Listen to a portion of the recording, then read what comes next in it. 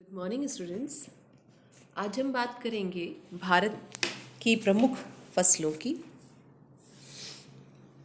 भारतीय कृषि में आगे बढ़ते हुए जब भारतीय फसलों की बात हम करते हैं तो मुख्य रूप से फसलों को दो भागों में बांटा जा सकता है। फूड क्रॉप्स, जिनसे भोजन मिलता है, जो खाद्यान्न फसलें हैं, और दूसरा कमर्शियल क्रॉप्स, जिनसे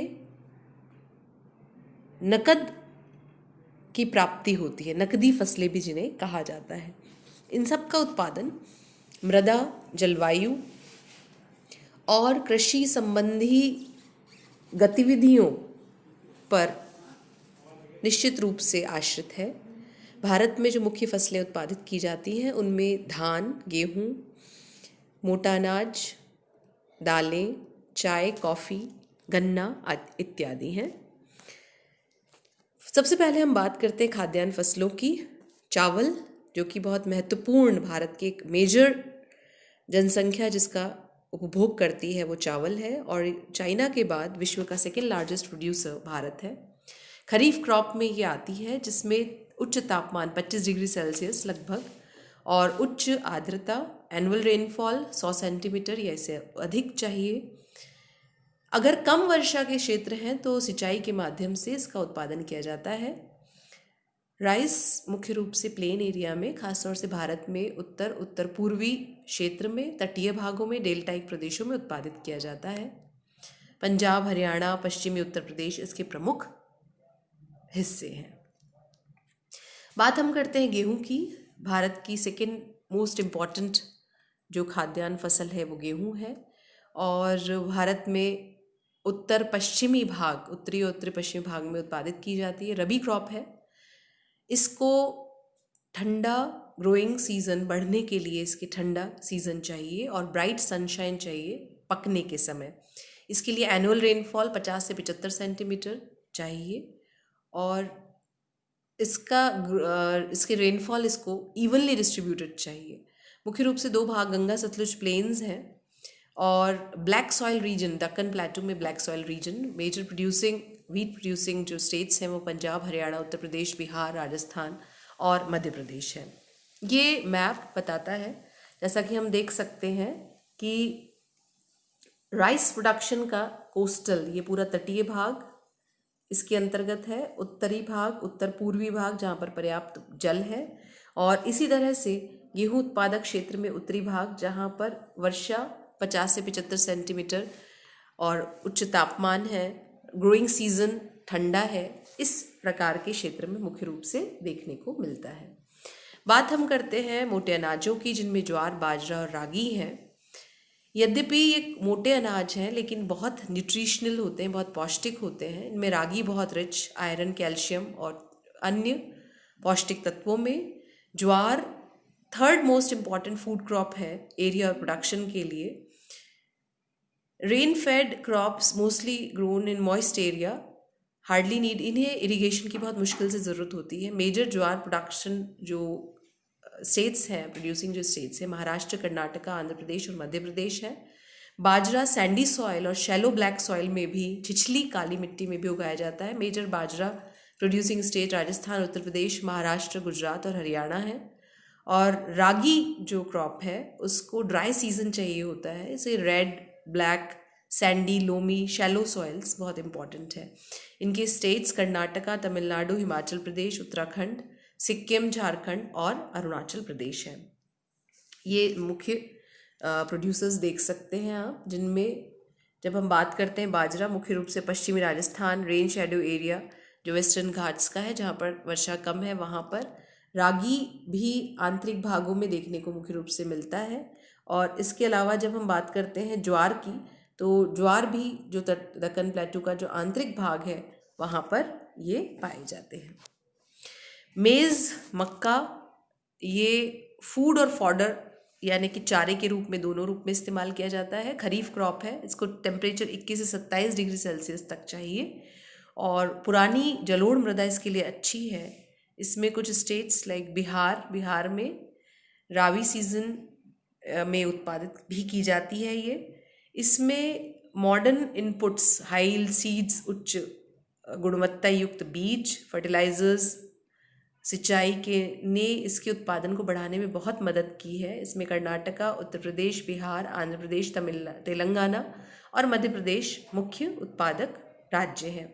इसी तरह दालों के विषय में अगर हम बात करते हैं तो भारत न केवल लार्जेस्ट प्रोड्यूसर है बल्कि कंज्यूमर भी है दालों का, और मेजर सोर्स प्रोटीन का है और वेजिटेरियन डाइट का है।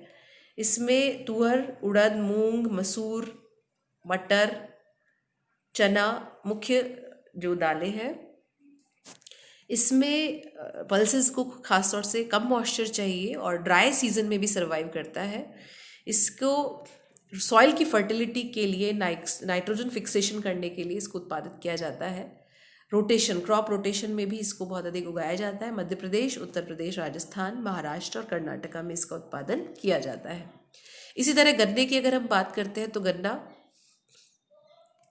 उष्ण उपोष्ण कटिबंधीय फसल है। इसे humid temperature, hot humid climate 21 से 27 डिग्री टेम्परेचर और 75 से 100 सेंटीमीटर वर्षा चाहिए।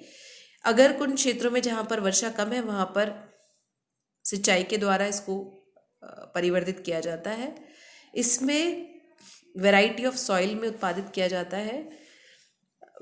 इंडिया सेकेंड लार्जेस्ट प्रोड्यूसर है शुगर केन का ब्राज़ील के बाद, और शुगर, गुड़, जैगरीज जिसे गुड़ कहा जाता है, खानसारी का प्रमुख सोर्स है। इसके प्रोड्यूसर स्टेट्स उत्तर प्रदेश, महाराष्ट्र, कर्नाटका, तमिलनाडु, आंध्र प्रदेश, तेलंगाना, बिहार और पंजाब है।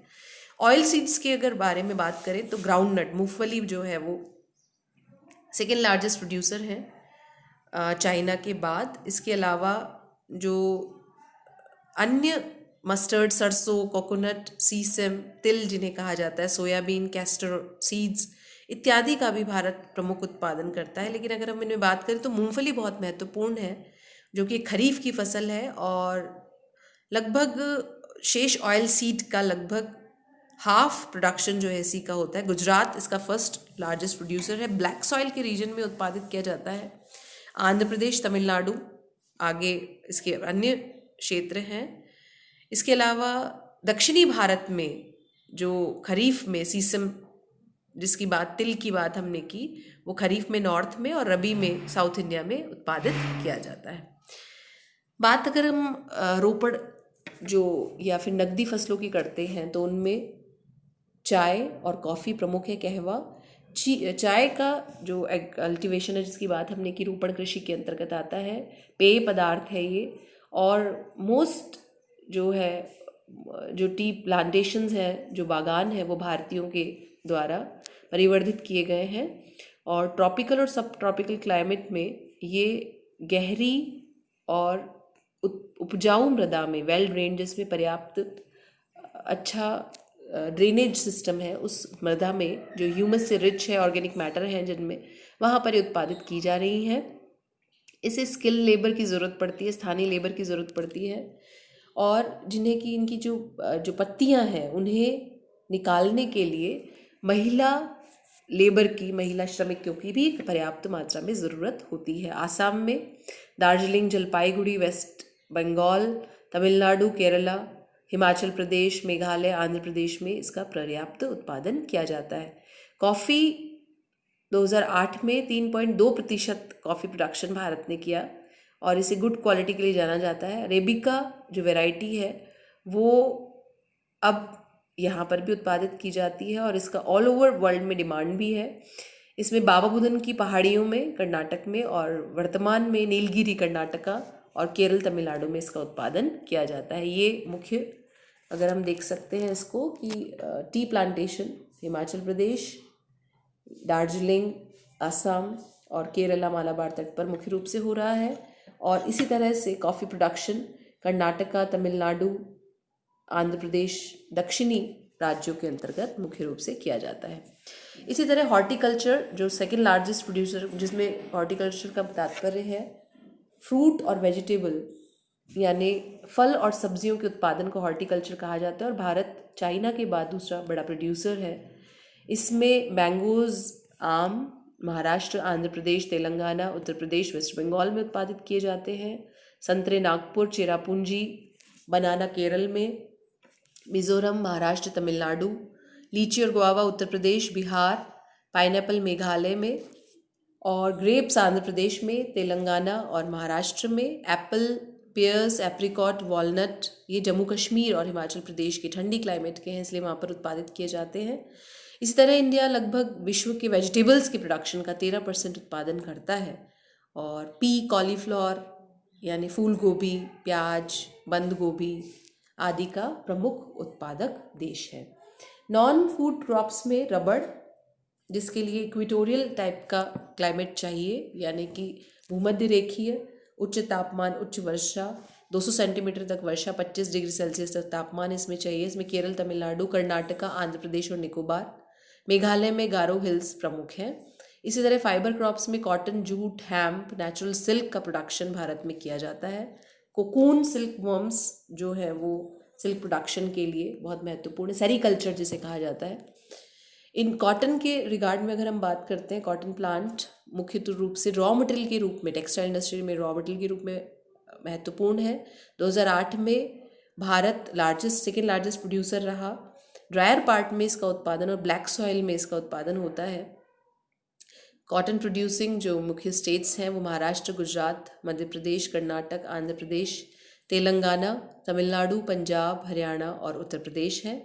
जूट के विषय में बात की जाए तो जूट को गोल्डन फाइबर भी कहते हैं। कई बार ये प्रश्न आ जाता है नेट के लिए ऑब्जेक्टिव में कि गोल्डन फाइबर के नाम से निम्न में से कौन सा जाना जाता है, तो जूट ध्यान रखिएगा। ये वेल ड्रेन्ड फर्टाइल सॉइल इसके लिए चाहिए और हर साल इसके लिए फ्लड प्लेन्स जहाँ पर हर साल मृदा नई बिछाई जाती है वहाँ पर ही होता है। इसके लिए हाई टेम्परेचर चाहिए। Bihar, Assam, Odisha, Meghalaya major food producing states हैं और इनका इस्तेमाल कई आर्टी क्राफ्ट्स बनाने के लिए भी किया जाता है। ये कमर्शियल क्रॉप्स जिसका एक कंबाइन एक मैप है, इसको अलग अलग क्लासीफाई कर सकते हैं कि उत्तरी भाग में शुगर केन का प्रोडक्शन है, इधर पूर्वी भाग में जूट का है, दक्षिणी भाग में डेक्कन प्लेटू में कॉटन का है, नॉर्थ ईस्ट पार्ट में टी का है और दक्षिणी भाग में कॉफ़ी का है। इसको इस तरह से क्लासीफाई करके भी याद किया जा सकता है।